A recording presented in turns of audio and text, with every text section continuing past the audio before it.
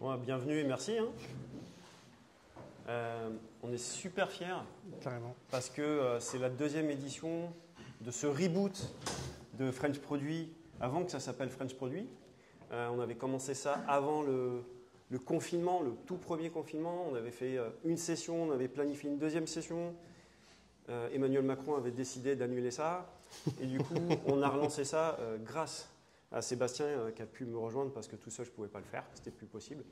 On a fait une première session, donc c'était quoi, il y a deux mois, je ne sais plus, un truc comme ça. En novembre. En novembre, déjà. voilà, 3 mois, 4 mois. Et qui était déjà un succès puisqu'on avait une trentaine de personnes, mais c'était dans un bar, donc ça compte pas trop, ça triche un peu. Et là, c'est la première vraie session. Et, en plus, ça fait super plaisir d'être dans ces super locaux. Je te passe la main aussi parce que je ne suis pas chez moi.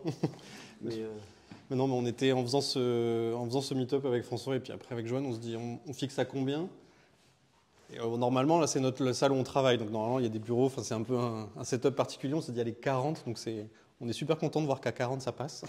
Et super content de voir que vous êtes vachement nombreux. Donc merci. Et puis là, bienvenue chez vous dans les locaux de 5 degrés sud.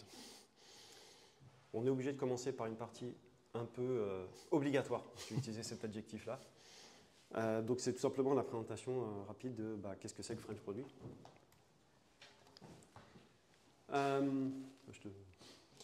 Donc French Produit, c'est un mouvement c'est une association qui est nationale. Donc avant, comme disait François, ça s'appelait La Produit Conf et donc c'est devenu French Produit pour être désassocié, pour être organisationnel. Et donc c'est l'association qui fédère la communauté produit en France, donc vraiment tous les métiers du produit. Et qu'est-ce que c'est qu'aujourd'hui LPC? Donc c'est un Slack French Produit qui avant s'appelait LPC Expedition. Donc si vous n'êtes pas sur le Slack, n'hésitez pas à le rejoindre. Des chapters régionaux, donc comme celui-ci, donc du Sud-Ouest et particulièrement aujourd'hui Toulouse. Donc il y avait avec des meet-ups, c'est de l'entraide et des partages successifs. Il y a des initiatives de la communauté, je ne pourrais pas trop vous en parler, mais a priori il y a une ligue Mon Petit Gazon. Je ne suis pas joueur de Mon Petit Gazon, mais si jamais vous aimez le produit et Mon Petit Gazon, vous êtes au bon endroit. Des ressources, donc des replays, donc c'est pour ça qu'il y a un petit setup sympa, donc c'est pour pouvoir le repasser en replay, des podcasts, des digests et toute la communauté Friendshipio. Les valeurs cœur, c'est que c'est gratuit pour tous, sauf pour ceux qui... Non, sauf pour personne, pardon. J'allais dire sauf pour ceux qui accueillent, mais non, mais c'est bon, bref. J'attendais la suite. Je me suis dit dans quoi je me suis embarqué. Entre pairs, donc entre membres entre pairs, PO, PM et designers et tous les métiers du produit et sans prosélytisme. J'espère que tout le monde sait ce que ça veut dire. On va t'expliquer. Le Slack French Produit, donc là c'est le QR code pour le rejoindre et si jamais vous avez des questions un peu plus sur le Slack, n'hésitez pas. Donc c'est sur French Produit, vous pouvez vous inscrire et puis après il y a une validation qui est faite par des membres de French Produit qui après il y a plein de canaux sur le Slack, dont le canal Chapter Sud-Ouest où il y a toutes les personnes qui bossent dans le Sud-Ouest dans le produit. Et j'insiste sur ce point, si vraiment vous ne connaissez pas French Produit, ce Slack, il faut vraiment y aller si vous travaillez dans le produit parce que c'est vraiment la communauté numéro 1 en France. Et si vous avez des problèmes, c'est sûr que vous allez trouver des gens qui ont déjà eu ces problèmes et qui pourront en plus avoir la motivation de vous aider à les résoudre. Et donc c'est partout en France. Donc on va surtout parler du Chapter Sud-Ouest parce que c'est le seul qui nous intéresse, mais il y en a partout en France. Et c'est vrai que dans ce cadre-là, ici on est en fait avec Sébastien, on co-organise la partie Toulouse, mais plus généralement Sud-Ouest. Donc on est en train de réfléchir aussi à comment monter des choses avec Bordeaux. Si j'aurais peut-être pas dû dire ça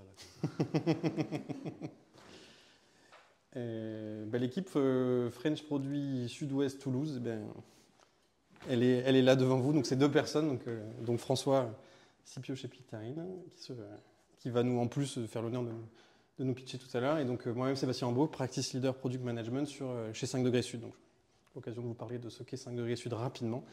Et après donc aujourd'hui on est 2, donc on pourrait être un peu plus. Donc si jamais ça vous intéresse de venir nous aider à monter ces meet-up et à faire vivre la communauté produit à Toulouse, n'hésitez pas à nous en parler à la fin.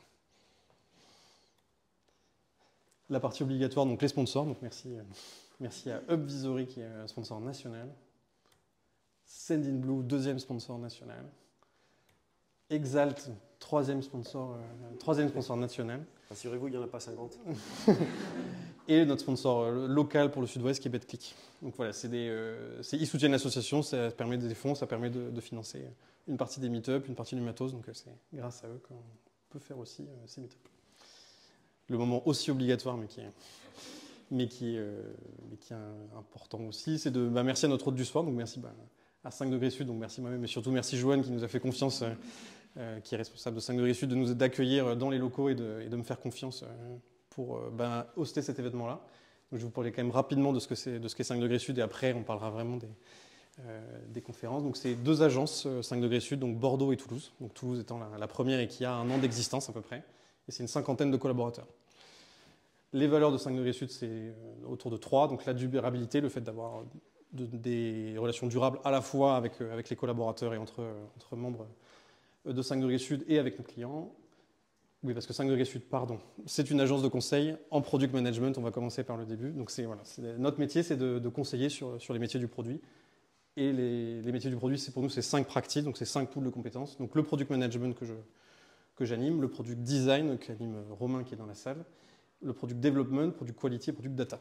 Et donc la vision de 5 degrés Sud et 5 degrés totalement, c'est la théorie produit une chose, l'implanter et la faire vivre en est une autre, et c'est tout le challenge que nous sommes fixés. Donc voilà, c'est vraiment être dépassionné du produit en même temps dans le terre-à-terre avec ce que vivent comme challenge nos clients. Co-construction, performance, j'en ai fini pour 5 degrés Sud. C'est là où j'enlève ma casquette d'organisateur ce soir. J'ai le plaisir d'animer avec Cécile. Donc on a 2 sujets, voilà, tout simplement. Ce sont des retours d'expérience autour du produit. On prévoit à peu près 1 heure répartie en 2 parties, tout simplement. Et puis après, questions-réponses et apéro pour ceux qui ont raté la première partie. Bien, donc j'ai le plaisir de commencer en vous parlant de la culture produit qu'on a chez Pictarine. Alors, d'abord, moi j'aime bien poser une petite question parce que on n'est pas très connu encore dans le coin chez Pictarine. Donc, est-ce que ceux qui ont déjà entendu parler de Pictarine peuvent lever la main? Ah la vache! Pas mal quand même. C'est vraiment sincère là? C'est chouette. Bon, on se donne du mal pour se faire connaître, donc ça fait plaisir que ça commence à porter ses fruits. C'est cool. Évidemment. Ah, si, c'est bon. Un petit mot sur qui on est, justement, histoire de poser un petit peu les choses. Ça permettra d'éclairer un peu la suite de cette histoire de culture. Pour faire très bref, chez Pictarine, on crée des applis iOS, Android et web qui permettent d'imprimer des photos. Alors notre truc, c'est tout simplement, vous passez commande en seulement 30 secondes dans l'application et vous choisissez typiquement les supports sur lesquels vous voulez imprimer vos photos. Donc ça va des tirages photos classiques à des magnets, des cartes de vœux, des posters, des toiles, etc. Et la magie, c'est que 20 minutes plus tard, vous allez chercher les produits photos imprimés dans le supermarché du coin. C'est là où il y a un truc qui est assez... nous, on n'arrive toujours pas à s'y faire. C'est qu'en fait, notre business, il tourne exclusivement aux États-Unis parce qu'on a un partenariat avec les 3 grandes chaînes de supermarchés là-bas, que sont Walgreens, CVS et Walmart. Et ça nous permet en fait d'être présents auprès de 20 000 points de vente sur tout le territoire américain. Et le truc qui est assez chouette, assez fou, c'est qu'on fait tout ça depuis la Belge, à côté de Toulouse. Quelques chiffres pour être très concrets. Pictarine, en fait, c'est 372 millions de photos qui ont été imprimées et payées par nos clients, donc depuis le début. C'est également en moyenne, sur l'année qui vient de s'écouler, c'est en moyenne 4,5 millions de dollars commandés chaque mois.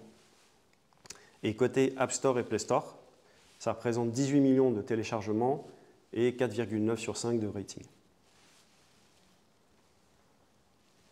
Un petit mot aussi pour donner un peu de contexte, on fait un petit zoom sur l'équipe produit chez Pictarine. Aujourd'hui, chez Pictarine, on est 40. On va dire que depuis toujours, l'équipe produit, c'est à peu près la moitié de la boîte, parce que ça correspond à peu près à la place que ça prend dans l'ADN. Donc aujourd'hui, on est 20, tout rond. Et c'est important de dire un petit mot sur l'équipe produit parce qu'on a une configuration qui n'est pas forcément habituelle.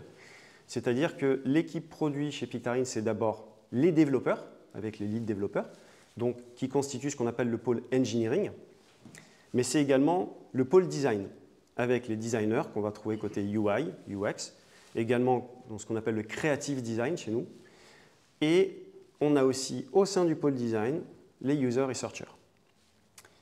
Et enfin, on a le pôle product managers, parce que depuis peu on peut appeler ça un pôle, parce que alors on a Quentin qui est debout là-bas, qui est notre PM depuis quelques années maintenant, et Flore qui lève la main vient de nous rejoindre en tant que PM.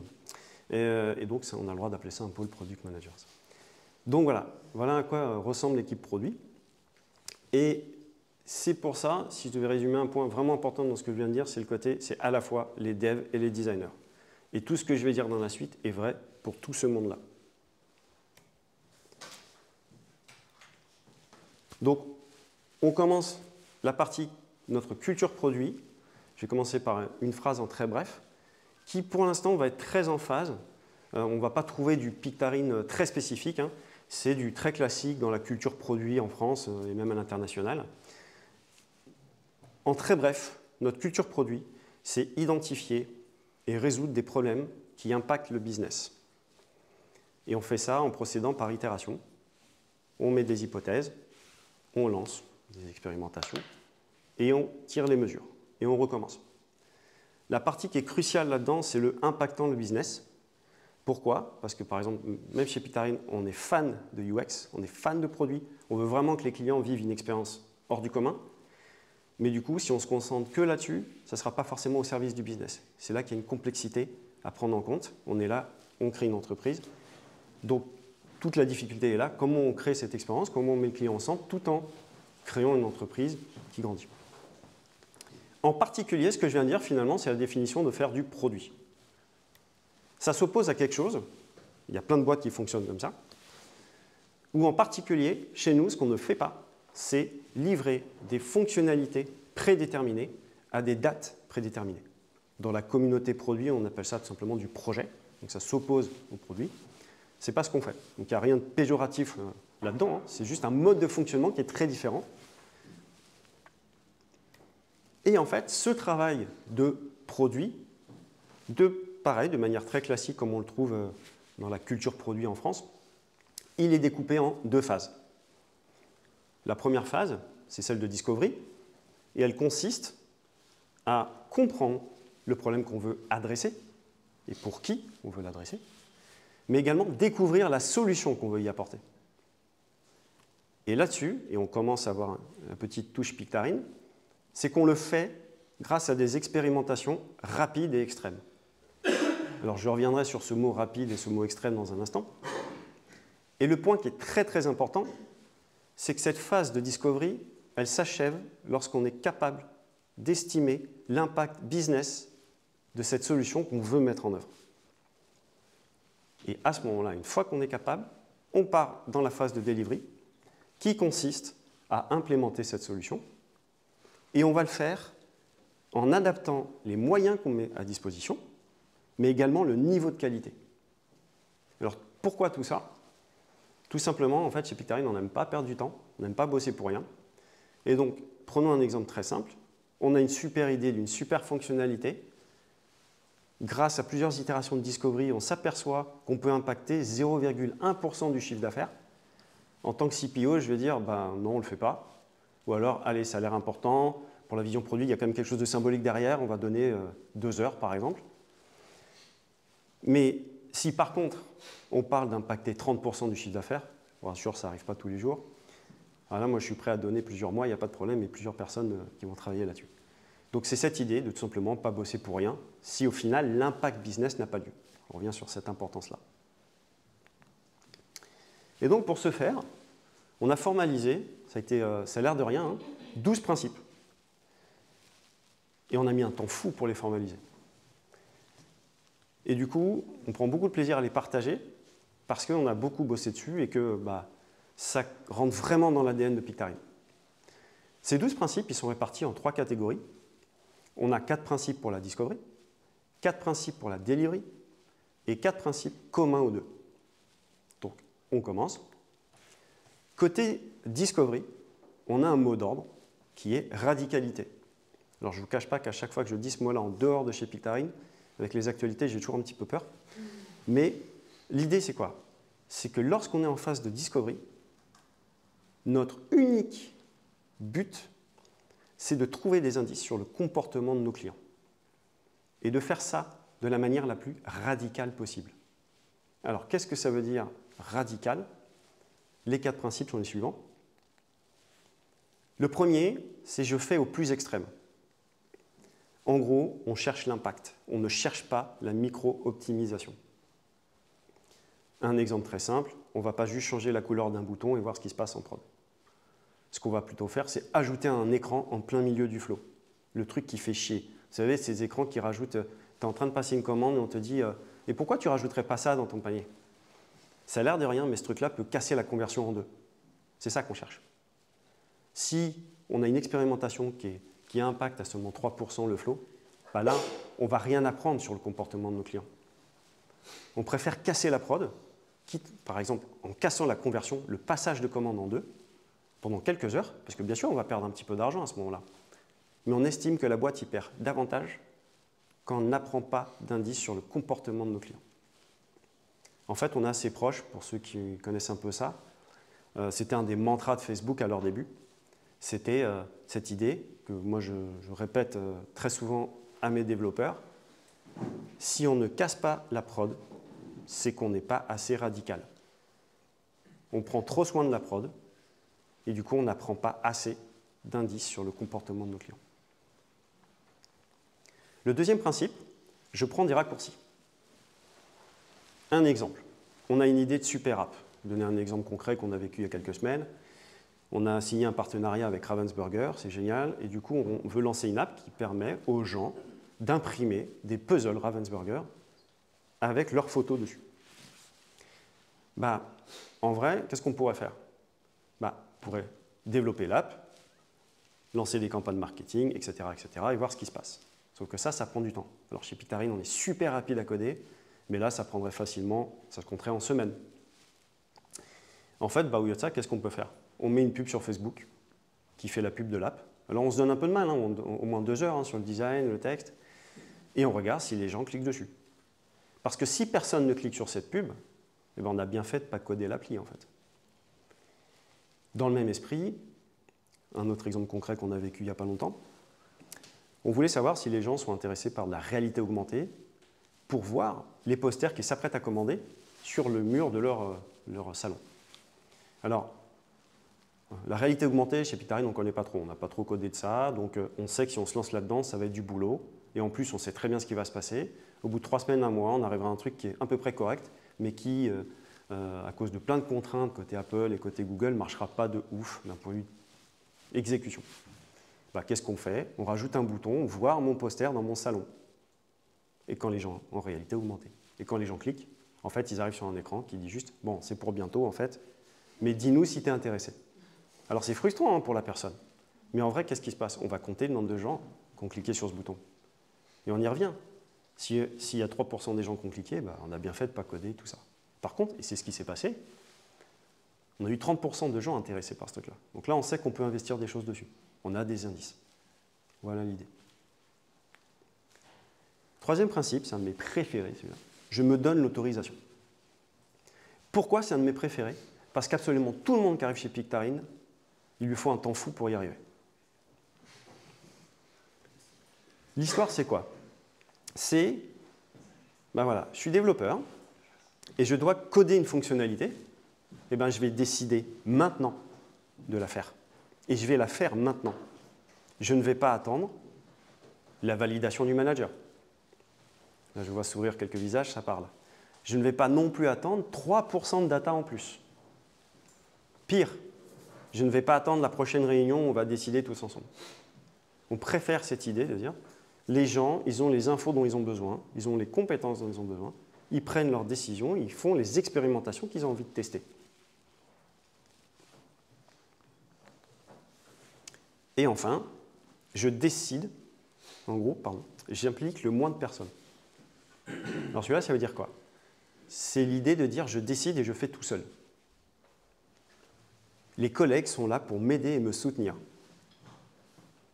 Alors, ça nécessite que j'explique un truc qui est assez important. C'est que chez nous, chez Pictarine, les développeurs, ils font le design UX de leurs features. Alors attention, on ne dit pas que il y a un besoin de compétences UX de folie. Mais en fait, pour faire ces expérimentations, quand on est en discovery, les développeurs chez nous, on dit qu'ils sont des développeurs produits. Ça n'empêche pas qu'ils soient très bons côté tech. Ils font le design UX de leurs features. Et je vais même être encore plus agressif. La plupart savent faire du design UI minimal. Ça veut dire quoi?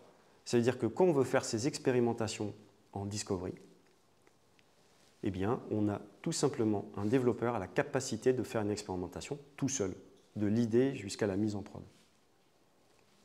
Alors attention, ça ne veut pas dire que c'est le cas tout le temps. Il y a des expérimentations, on a besoin de designers. Sinon, le test va être biaisé parce que la qualité va nuire à la pertinence du test. Donc dans ces cas-là, c'est pour ça qu'on dit je n'implique. On ne dit pas j'implique personne, on dit j'implique le moins de personnes. On se pose la question. Et il y a des moments où on va se dire non mais là il y a besoin d'un designer pour ça, il y a besoin de telles compétences pour ça, sinon le test ne vaudra rien en fait niveau fiabilité. Donc ça c'était côté discovery. Côté delivery, on a un mot d'ordre qui est pragmatisme. Donc là, on le devine un peu, on va un peu à l'opposé finalement. L'idée, c'est quoi? On retrouve cette notion de compromis que je disais tout à l'heure. L'idée, c'est d'adapter les moyens et le niveau de qualité à l'impact business qu'on a estimé à la fin de cette phase de discovery. En particulier, ça veut dire quoi? Que le premier principe de delivery, c'est je m'assure qu'avant d'attaquer, je connais l'impact business qu'on a estimé. Et ça, souvent, pareil, quand on nous rejoint, on part en delivery, on ne se pose pas cette question-là. Et du coup, ça crée des frustrations. Moi, par exemple, ça nécessite de comprendre pas mal de choses côté métrique. Je vais vous donner un exemple très simple. Si par exemple, on se dit, on veut lancer quelque chose qui améliore la conversion d'un écran dans le flow. Si on le fait, par exemple, si on a remarqué qu'on augmente de 10% la conversion d'un écran qui est en début de flow, en fait, ça a beaucoup plus d'impact business que si c'est en fin de flow. Pourquoi? Parce qu'il y a un jeu de multiplication. Donc c'est un des exemples de petites questions qu'il faut se poser, qu'il faut comprendre, pour voir à quel point l'impact, c'est quelque chose qui guide vraiment les choix qu'on fait. Après, on a des choses plus classiques. Si on veut augmenter la découvrabilité d'un produit, par exemple de nos magnets, ça a plus d'impact s'il y a plus de gens qui le découvrent, si le produit est plus cher qu'un autre. C'est aussi simple que ça. Le deuxième principe de delivery, c'est j'adapte le délai. L'idée, c'est quoi? C'est qu'on demande à nos développeurs et designers de s'engager sur un délai cohérent en définissant des milestones intermédiaires avec une bonne vitesse. Donc là, on retrouve des choses assez classiques dans le milieu aussi, mais c'est important de se le dire. Si on a estimé que pour cet impact business qu'on veut, on peut se donner 10 jours de travail avec l'équipe qu'on a choisie, eh bien, on va se dire, à 3 jours, on estime qu'on aura ça, à 6 jours, on aura ça, et à la fin, on aura bien ça. Ça permet tout simplement de détecter les retards, les problèmes, etc.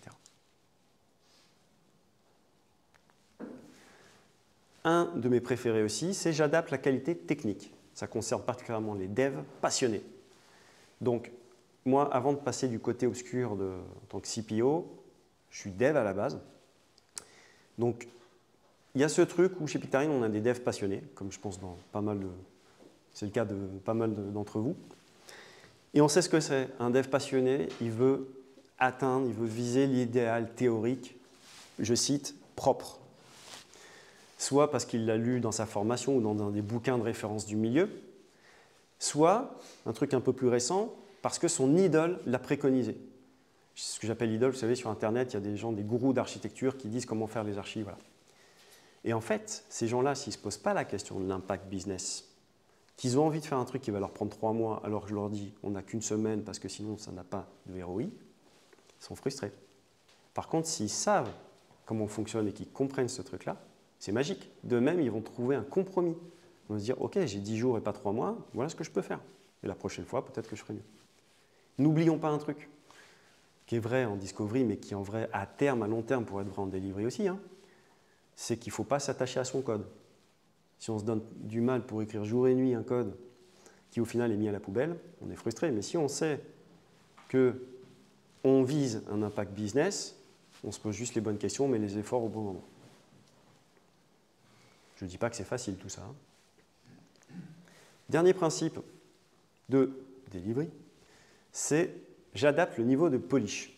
On a fait exprès d'utiliser cette terminologie qui est assez proche dans le monde des designers cette fois. Alors en général, nous en interne, voilà ce qu'on dit. On dit que pour la plupart du temps, on va plutôt viser un good enough. C'est-à-dire quelque chose de suffisamment bon niveau qualité de design, parce qu'en fait, investir plus, le ROI ne serait pas forcément intéressant. Mais il y a des fois, parce qu'on ne veut pas être juste dans ce compromis par rapport à cet impact business, on va aller chercher plutôt le great. C'est-à-dire qu'on va passer du temps en animation, en micro-interaction, et même investir davantage en direction artistique. On y revient, comme tout à l'heure pour la qualité technique avec les devs. Si le contrat n'est pas clair avec les designers, ça crée des frustrations. À l'inverse, si le contrat est clair, ils sont super excités à l'idée de temps en temps aller chercher du great. Donc ça, c'était côté delivery. Côté principe commun, on a un mot d'ordre qui est engagement. Donc le premier principe, c'est je formalise une stratégie. Alors attention, ici je sais qu'il y a des PM qui sont fans de ce mot stratégie, qui ont des méthodologies derrière et compagnie. Nous, ce n'est pas compliqué. Stratégie, c'est d'abord, je mets des hypothèses. En faisant ce travail, par exemple en mettant en prod tel test ou telle feature, je m'attends à ça. Et par exemple, on va le formaliser, c'est le deuxième ingrédient important, avec des KPI. Par exemple, je pense qu'en modifiant l'écran de telle façon, je vais augmenter le panier moyen de 10%. Donc, le panier moyen chez nous, c'est ce que la personne met dans son panier, donc ce qu'il commande au final. Et derrière, un plan.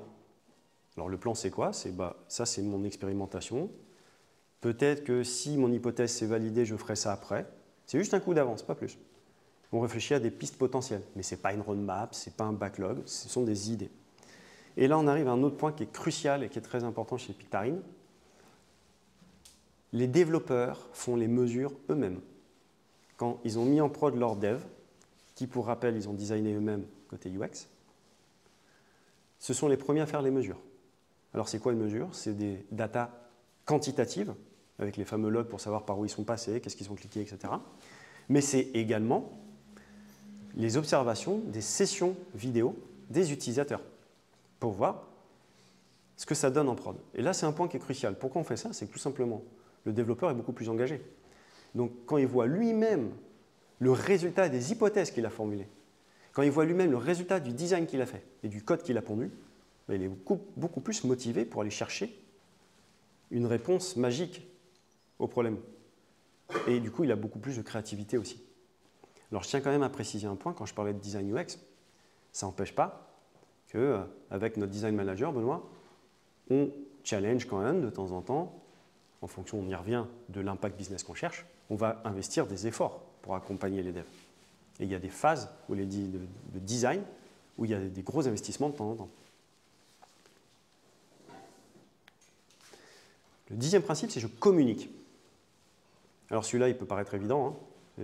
Oui, on doit communiquer au boulot. Alors je vais être très clair. Moi, ce que je dis au sein de mon équipe, si on doit te demander où t'en es, c'est que tu ne fais pas ton boulot. Voilà. Donc j'ai l'air d'un manager assez méchant en disant ça.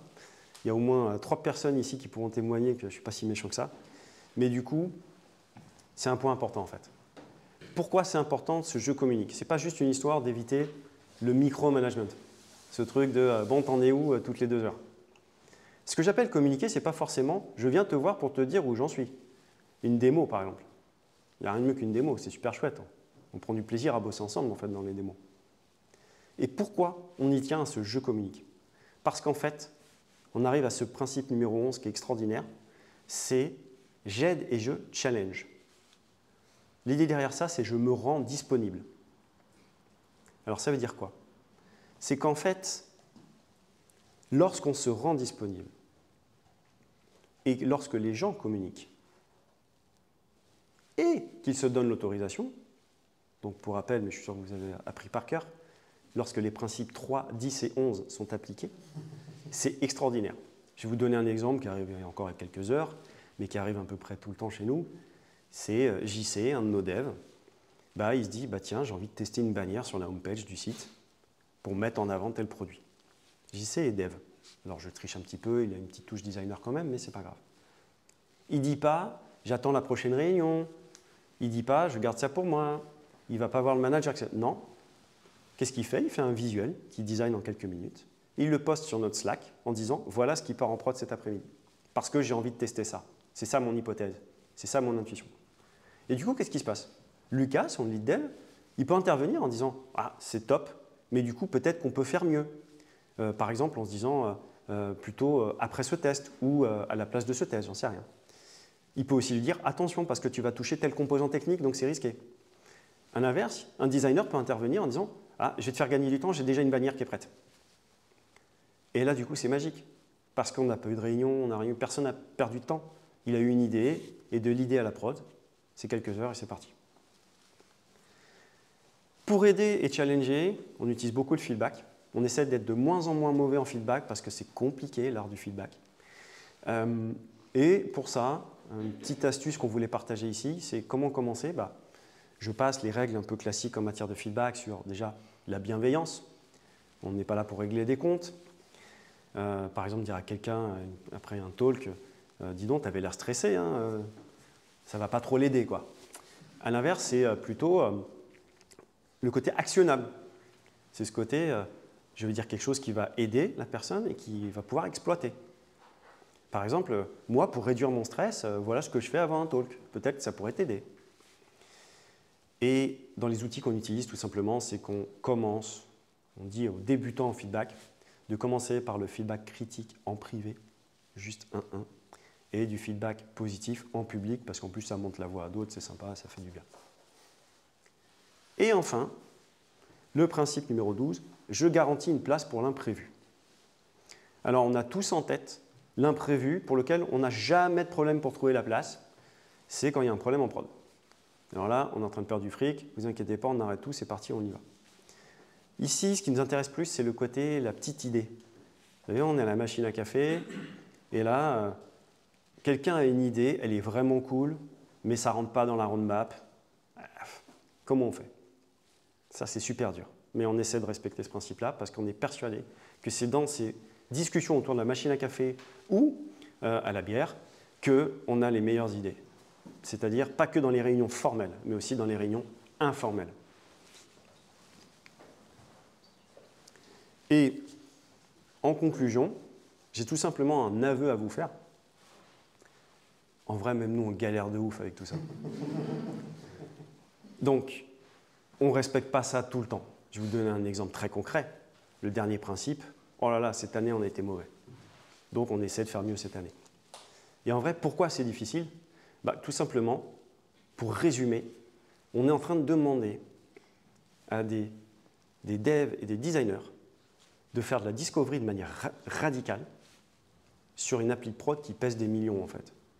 Donc, comment on fait? À la fois, on leur demande de prendre soin de cette prod, mais à la fois, on leur demande de la casser. Donc, c'est compliqué. Voilà. Je vous remercie.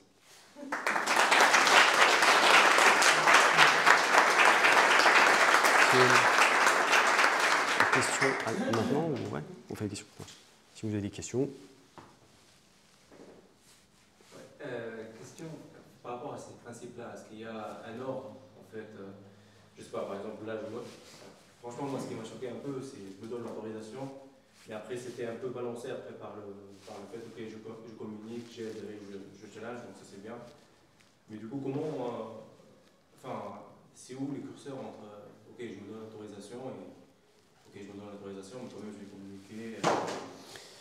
Alors, déjà, je dirais que ce qui est compliqué, c'est que il faut déjà s'assurer dans le process de recrutement que les gens sont compatibles avec cet ADN. Parce qu'en gros, ce culture fit. À partir de là, il y a ce truc où on essaie de clarifier le droit à l'erreur. On a déjà des cas qui sont des blagues en interne, mais des blagues bienveillantes. Sur cet esprit, par exemple, donc on utilise Google BigQuery pour nos data quantitatives. Bref, c'est un truc qu'il faut apprendre. Il y a un langage SQL pour faire les requêtes. Tout le monde ne connaît pas en nous rejoignant. Mais c'est un coût, parce qu'on travaille sur des stocks de data qui sont pesants. On a déjà eu des cas, des nouveaux arrivants, quand ils font la formation, ils n'ont pas fait attention, ils ont fait une requête qui coûte 800 $. Et on en rigole, mais avec bienveillance. C'est-à-dire qu'on n'affiche pas la personne, on ne la punit pas, on ne l'engueule pas, etc. Alors évidemment, c'est facile à dire. Quand la boîte tourne bien, qu'on a les moyens, c'est facile de dire 800 balles, on s'en fout.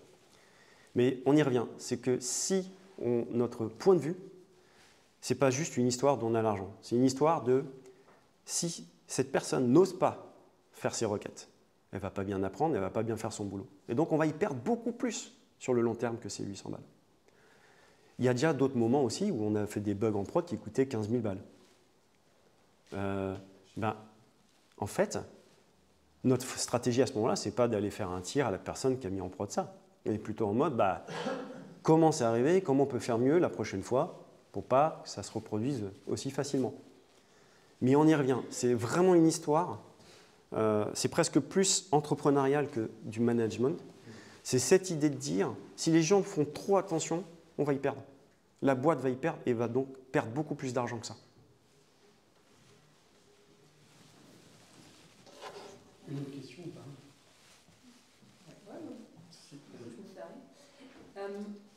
Tu dis, je connais l'impact business potentiel, on a pas mal parlé d'ailleurs dans la phase de discovery, vous émettez des hypothèses. Est-ce que tu peux revenir un petit peu là-dessus, parce que moi des fois ça me paraît un peu le truc de sorcier, d'arriver à estimer l'impact business potentiel, surtout à le chiffrer, à l'estimer en métriques. Qu'est-ce que vous faites pour estimer l'impact business? Alors là-dessus, on est très à l'aise avec ce côté science-fiction. Ce qui nous intéresse ici, c'est pas d'avoir la vérité en fait. C'est de savoir l'intuition derrière, la motivation derrière.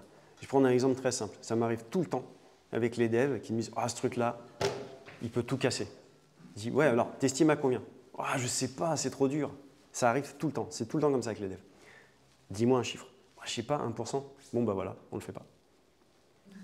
Et là, du coup, évidemment, je laisse la place à « Non, attends, en fait, je vais réfléchir. » Mais c'est ça qui est intéressant. En fait, là, pour le coup, c'est un move managérial. C'est qu'il s'il se bat pour ça, c'est qu'il a un truc qu'il a envie qu'on aille chercher derrière. À l'inverse, quelqu'un qui me dit 10%, je dis « Attends, assis-toi, on va en discuter. » Parce que peut-être que oui. Donc ça, c'est la partie déjà quand on est purement sur l'intuition. Mais souvent, on a de la data aussi. Alors, si je devais donner une règle un peu générale pour répondre rapidement à la question, on a un peu ce process on détecte des hypothèses en user research par des interviews, par exemple, ou des observations de terrain, donc par de la data qualitative, et qu'on essaie ensuite de valider à plus grande échelle grâce à de la data quantitative, par exemple, avec un sondage. Ça permet de passer un peu du quali au quanti pour se dire « Ouais, il y a bien quelque chose à aller chercher là-bas ».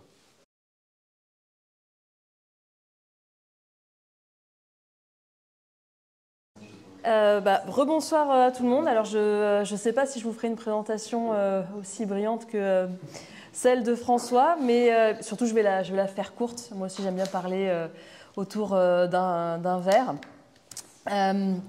Donc moi je suis Cécile Meosi d'Acosta, je suis Product Director chez Lucas. Je vais faire la même chose. Est-ce qu'il y en a quelques-uns parmi vous qui connaissent Lucas? Qui est Lucas? Ah, pas mal, moins populaire que Pictarine. Je ne gagne pas le concours de popularité ce soir, mais c'est plus que ce à quoi je pensais. Donc moi, j'ai commencé ma carrière chez Lucas en 2009. On était 7 à l'époque. J'en suis partie 5 ans plus tard. On était une quarantaine de personnes. J'ai été bosser ailleurs pour un autre éditeur de logiciels, puis j'ai été freelance pendant 5 ans, PM, Customer Success Manager, et je suis ce qu'on appelle un salarié boomerang, puisque je suis revenue à mes premières amours, je suis revenue bosser pour Lucas en 2019. Là, on était déjà 150 personnes, et maintenant, en 2023, on est 450. Donc j'ai vu la boîte grossir.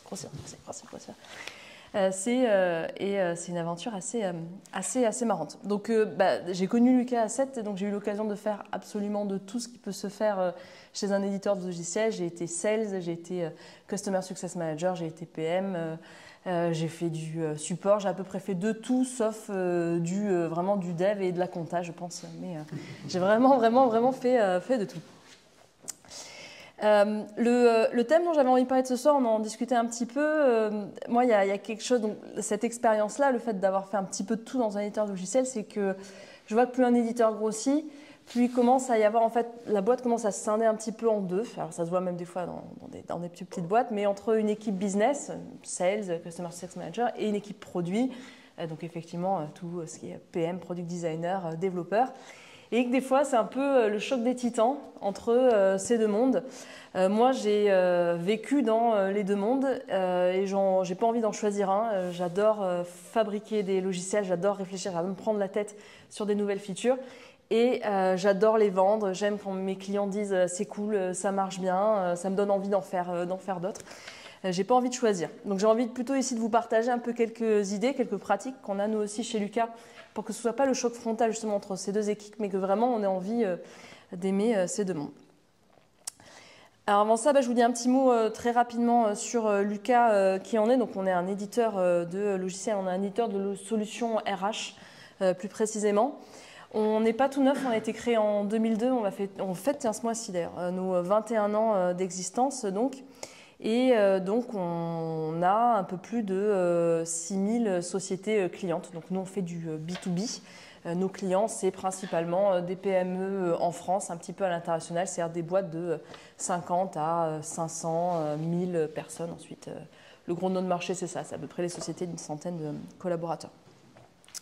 Et on a aujourd'hui un peu plus, donc 6400 clients, mais ça représente, nos applications, elles sont utilisées par tous les collaborateurs d'une entreprise. Donc ça fait qu'aujourd'hui, on a un peu plus de 1,4 million d'utilisateurs de nos solutions. Donc concrètement, les applications qu'on fait dans la gestion RH, ça va couvrir tout ce qui est vraiment la partie administrative des RH, gestion des congés, gestion des temps et activités, toute la partie dossier RH du collaborateur également, tout ce qui est également toute la partie financière, gestion de notes de frais, gestion des achats, un petit peu la partie, ce qu'on appelle la gestion des talents, gérer les entretiens annuels ou trimestriels des collaborateurs, l'engagement aussi à coup de Pulse Survey par exemple pour savoir comment ça se passe dans la boîte, donner des conseils sur augmenter l'engagement des collaborateurs.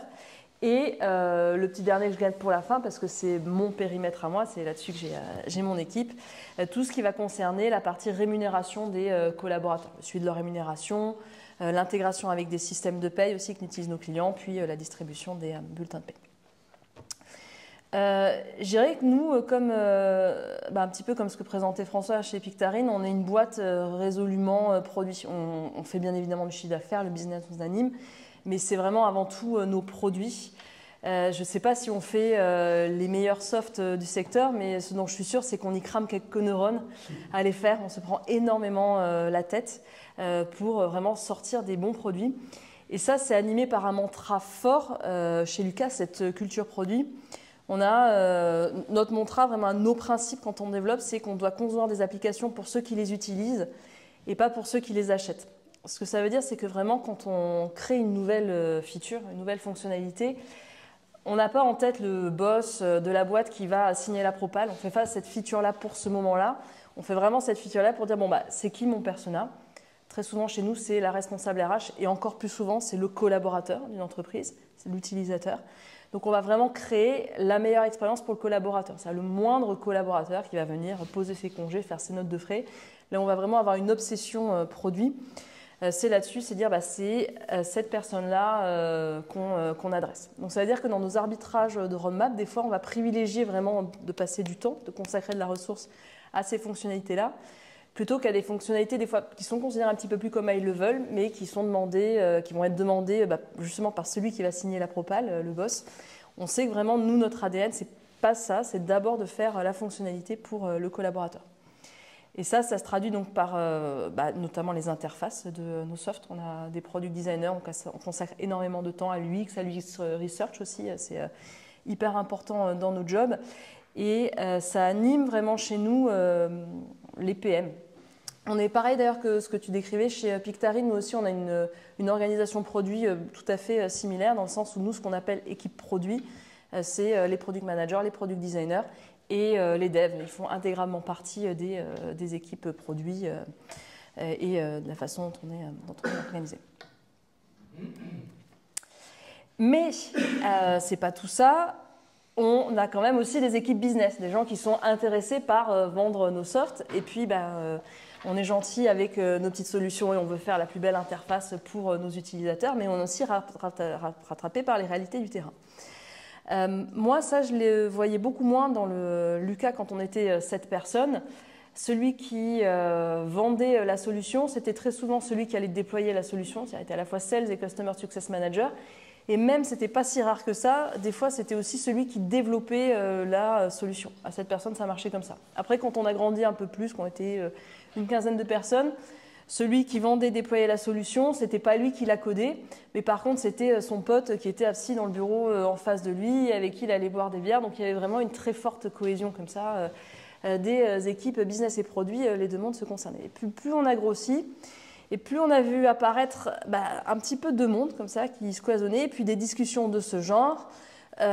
Côté sales, ça y est, vous allez nous la sortir cette fonctionnalité parce qu'elle me permettrait de closer 50% de business en plus.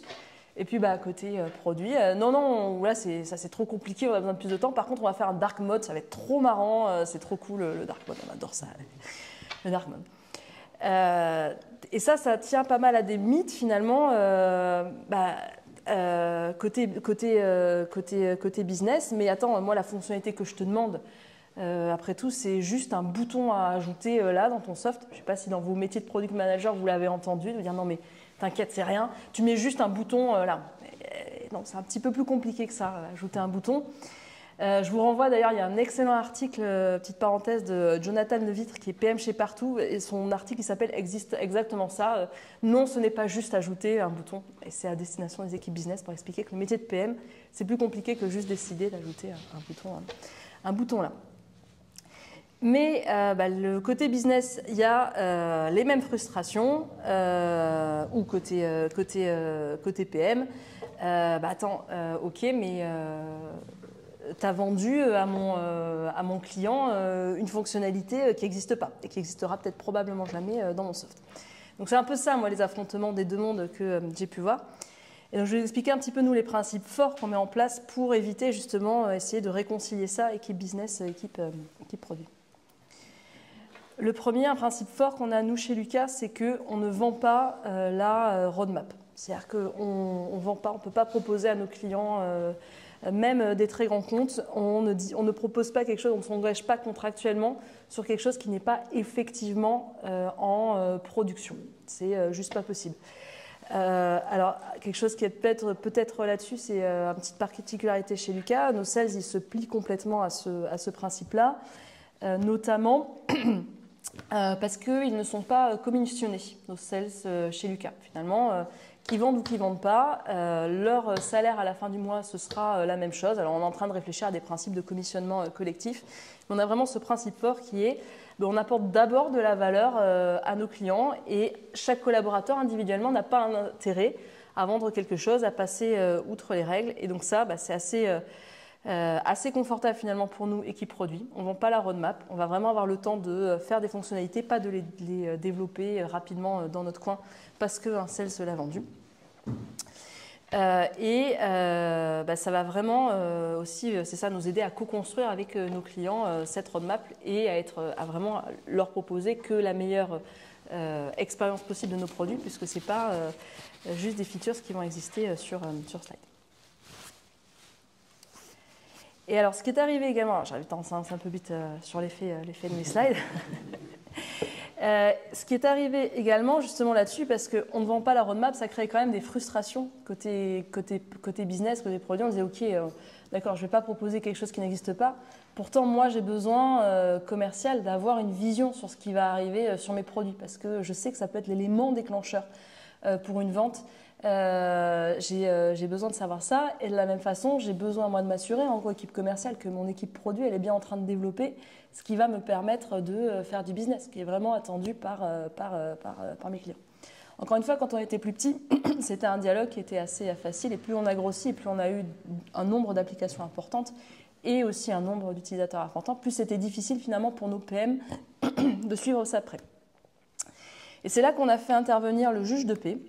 En 2020, on a créé un premier job chez Lucas qui n'existait pas avant, qui était le PMM, Product Marketing Manager. Est-ce qu'il y en a parmi vous qui sont PMM? Waouh! Je m'attendais à au moins une ou deux. Hein. Est-ce qu'il y en a parmi vous qui ont des PMM dans leur entreprise? D'accord, ça va un petit peu mieux. C'est assez marrant ce job-là de PMM parce que d'ailleurs quand on regarde les formations, nous chez Cancement, par exemple chez Lucas, on est en train de beaucoup se prendre la tête sur les offres de postes de PMM et les grilles de compétences parce que c'est un job qui n'existait pas il y a encore 3-4 ans. C'est arrivé de façon assez nouvelle il y a quelques temps et c'est vraiment ce job-là assez fort qui permet de réconcilier le meilleur des deux mondes. Et ça marche plutôt pas mal chez nous. Depuis qu'on l'a mis en place. Alors, je vous propose cette petite définition qui n'est pas du tout de moi, qui est, j'aurais dû retirer la citation, qui est de Tony Fadell.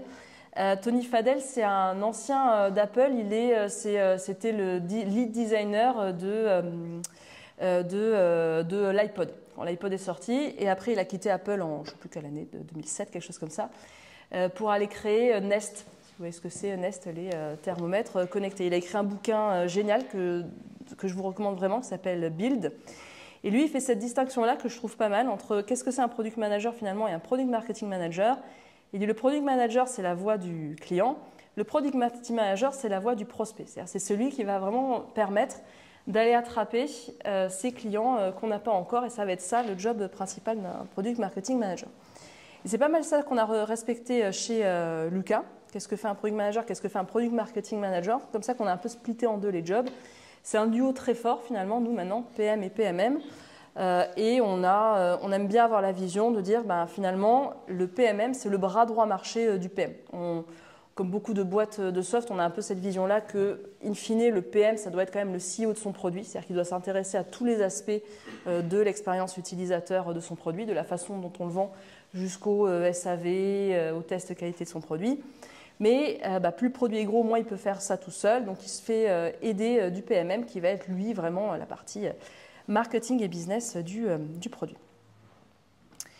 Donc chez nous, plus concrètement, chez Lucas, la façon dont ça fonctionne, c'est que le PMM, il n'est pas tout seul dans son coin à essayer de comprendre quel est le marché de son produit, qu'est-ce qui est attendu du business, et puis aller expliquer ça au business. On s'est organisé en squad, il a sa petite squad, sa petite équipe. C'est-à-dire la squad, en fait, c'est des représentants des équipes business. Alors nous, ce qu'on appelle équipe business chez Lucas, ça comprend bien sûr les sales, les commerciaux, l'équipe marketing aussi, comment je vais communiquer sur mon produit, comment je vais aller attraper des leads que mes commerciaux vont ensuite pouvoir closer. Et on a aussi une partie assez forte en étant un logiciel de B2B, il y a toute la partie Customer Success Management. Être sûr que nos clients restent engagés sur nos produits et puis assurer tout le support, toute la maintenance de nos produits pour qu'ils aient vraiment la meilleure expérience possible, surtout qu'on est en gestion RH, des fois sur des problématiques qui peuvent être assez complexes, donc ils ont besoin d'accompagnement. Donc notre petit PMM qui est ici, elle a à sa disposition toute cette squad-là, c'est-à-dire des représentants de ces équipes-là, qui vont vraiment venir la soutenir. Donc la communication entre cette équipe-là, donc la squad Product Marketing Management et le produit, finalement le Product Manager, ça se fait dans les deux sens. C'est-à-dire c'est vraiment la responsabilité du PMM d'aller traduire auprès de ces équipes business-là, de dire bon voilà les fonctionnalités qu'on va sortir. Les fonctionnalités, des fois, quand ça vient des PM, alors ça dépend de leur passif, j'ai envie de dire, de leur profil, mais ça peut être compréhensible par un humain, du PM qui a un profil assez tech dev ou lire son doc de spé comme ça, ultra conceptuel. Il va falloir une petite phase de traduction du PMM pour aller expliquer aux sales de quelle fonctionnalité on parle. Donc ça se fait dans ce sens-là. Les PM sortent des nouvelles fonctionnalités, la PMM communique sur ces nouvelles fonctionnalités. Mais surtout, ce qu'on cherche de plus en plus énormément à faire, c'est que ça se fasse dans l'autre champ, c'est-à-dire que ce soit vraiment cette squad-là qui drive, qui a une influence forte sur la roadmap du PM. On retrouve un peu les idées d'impact business justement de nos fonctionnalités. Et ça, c'est vraiment le PMM qui permet de gérer cette communication-là et d'aller collecter auprès de ces terrains-là les insights nécessaires. Comment on fait ça? du coup, concrètement. Alors, vous l'avez compris, vendre la roadmap, ça, c'est non, non, non, non, non. Par contre, bah, justement, tout l'intérêt de la squad, c'est qu'on va co-construire cette roadmap avec sa squad. Et alors, comment on co-construit une roadmap? Il y a plusieurs méthodes. Je vous ai sorti celle-ci vraiment pour la forme théorique, mais personnellement, j'y crois que très moyennement. Est-ce que vous avez déjà entendu parler de la méthode RICE? Il y a eu quelques articles. Alors, je trouve très intéressant d'un point de vue théorique. RICE, ça veut dire, c'est l'anagramme de Reach, Impact, Confidence, Effort. Ça veut dire qu'en fait, on définit tout ce qu'on pourrait faire dans un produit. Vous voyez, ça c'est notre product board, par exemple, on définit justement tout notre backlog, tout ce qu'on pourrait imaginer. Et ensuite, pour chacune des fonctionnalités, eh bien, on va aller mettre des notes sur le reach. Quelle est la population que je vais pouvoir toucher? Quel est l'impact business? À quel point on est confiant de ces éléments-là? Et quel est l'effort demandé? Alors, ça tient peut-être au fait que, contrairement justement à Pictarine, qui est en B2C, nous on est en B2B, donc même si on a de la data, on a probablement un volume de data moins important, donc on a un petit peu plus de mal là-dessus. Mais quoi qu'il en soit, donc on a quand même essayé de mettre en place ces méthodes-là dans Lucas. Ça a donné ces beaux petits tableaux là comme ça qui ressemblent un peu à un jeu à la Pac-Man. On l'avait même appelé là, cette vue sur Product Board, viens voir l'oracle. Moi, mon avis personnel là-dessus, c'est qu'on a passé plus de temps à définir c'est quoi 5 carreaux, c'est quoi 3 carreaux, c'est quoi 1 carreau sur les différents éléments de RICE, qu'à vraiment se poser la question de mais finalement, nos clients, ils ont besoin de quoi? Nos prospects, ils ont besoin de quoi? Et quand on a pris un petit peu conscience de ça, de dire bah, c'est difficile finalement de faire des métriques et de faire du quantitatif là-dessus, on est revenu justement à la première méthode de dire non mais attends, on va remonter d'un cran. Hop, et on va revenir voir la squad et on va faire beaucoup plus du qualitatif et on va dire bon bah ok maintenant on va essayer vraiment de comprendre ce que vous nous dites. C'est quoi vos retours terrain, voire même on va vous demander de nous amener directement en fait sur le terrain, vous accompagner auprès de nos clients pour mettre de côté tout ça là, tous ces jolis petits carreaux pour vraiment se forger en fait des opinions fortes sur quelles sont les prochaines grandes features qu'on doit faire. Alors, par opposition à la méthode RICE, il y a une autre méthode que moi j'aime beaucoup plus, qui est pour le coup beaucoup plus intuitive et moins théorique et qui fait probablement moins joli sur un CV, des compétences LinkedIn, etc. Mais on a appelé ça la méthode de la baguette magique. En plus, c'était cool, ça me permettait de vous sortir cette joli petit gif de Cendrillon, qui est quand même beaucoup plus sympa, vous l'avouerez que ça. Le coup de la baguette magique, c'est une méthode assez simple qu'on utilise pas mal dans les squads. On l'utilise même des fois auprès de nos clients.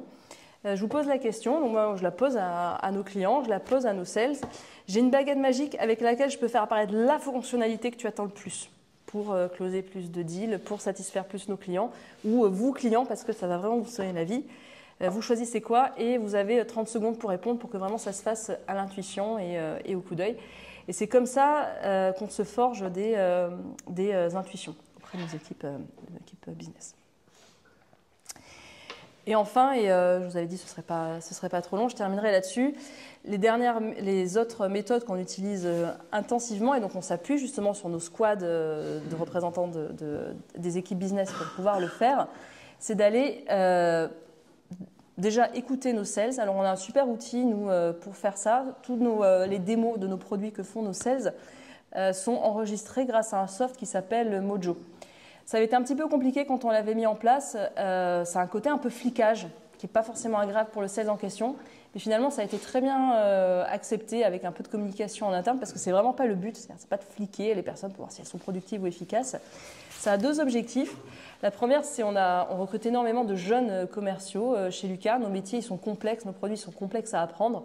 Donc pouvoir se réécouter sa démo, ça leur permet de rapidement monter en compétence, de voir les erreurs qu'ils font et de les corriger comme ça. Et le deuxième, c'est que c'est une mine d'or d'informations pour nous, équipe produit, pour comprendre nos produits. C'est-à-dire qu'en plus, Mojo, il y a une sorte de couche d'intelligence artificielle qui est faite là-dessus, qui est hyper bien faite, qui identifie, il y a de la retranscription du dialogue entre les personnes qui assistent à la démo.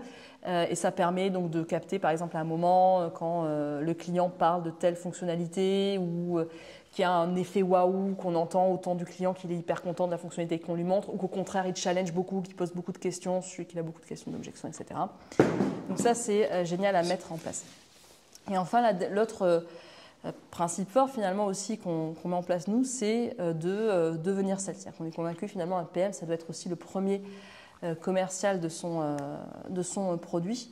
Donc on pousse beaucoup nos PM, si ce n'est à aller faire eux-mêmes des démos, au moins à aller assister à des démos de nos softs et à challenger en fait la façon dont on présente nos produits, voire même à être responsable de ça, c'est-à-dire à être dans la conception de leur soft et de leurs nouvelles features, ça a aussi imaginer la façon dont on va les présenter à des clients. Voilà, et alors je vous parle d'une dernière petite expérience un peu marrante qu'on avait faite, qu'on n'a pas encore malheureusement poussée trop loin. Tout ça, c'est très bien finalement pour créer le dialogue entre je suis PM, comment mieux comprendre le business et être sûr que je travaille sur les bonnes features et le prochain impact. On avait imaginé la problématique dans l'autre sens. C'est-à-dire nos commerciaux des fois ont du mal à comprendre pourquoi nos features ne sortent pas plus vite, pourquoi on ne travaille pas plus sur telles features. Et donc à l'occasion d'un Startup Weekend chez Lucas, alors un Startup Weekend ça ne se passe pas le week-end justement, mais on a en général 2 jours par an, ce n'est pas obligatoire.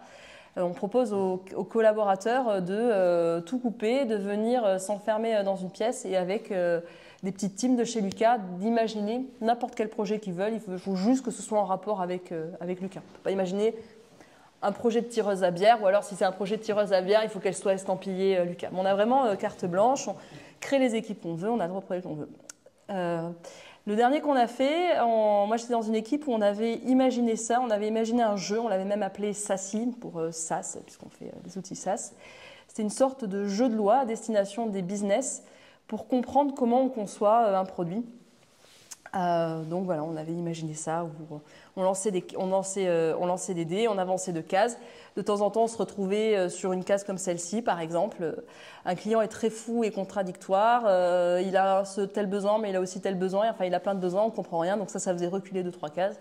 Et à contrario, on pouvait tomber sur des cases un peu plus sympas, où en fait, on avait une idée de génie, et en plus, elle n'était vraiment pas coûteuse à développer, donc tac, tac, tac, ça nous faisait avancer 2-3 cases.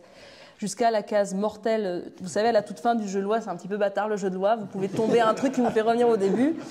Et nous, la case mortelle, elle disait très exactement ceci, ta fonctionnalité est sortie, mais personne ne l'utilise, retourne à la case départ. Voilà. Voilà, donc ça c'était un peu pour nos idées. Voilà, j'en ai fini avec cette présentation. Est-ce que vous avez des questions ?